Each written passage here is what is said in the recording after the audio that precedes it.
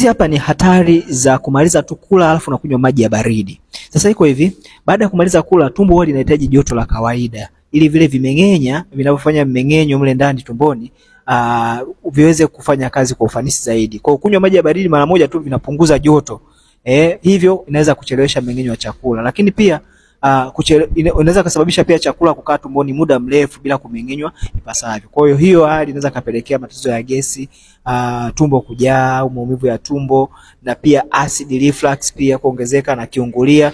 Japo sio kila mtu anaweza kupata madhara ya haraka, lakini hiyo tabia mara kwa mara inaweza kudhoofisha mfumo wa mmeng'enyo wa chakula. Kwa hiyo unatakiwa kufahamu hivyo. Ufyonzwaji wa virutubisho unaweza ukacheleweshwa kabisa kutokana na hiyo. Kwa hiyo inashauriwa kusubiri dakika 20 au 30 baada ya kula ndipo unywe maji ya kawaida au ya uvuguvugu. Kwa nini maji ya uvuguvugu? Kwa sababu yanasaidia kuungana na kiasi cha joto kilichopo tumboni, na nyuzi joto iliyopo tumboni inahitajika kama nyuzi joto 36+ ili uweze kufanya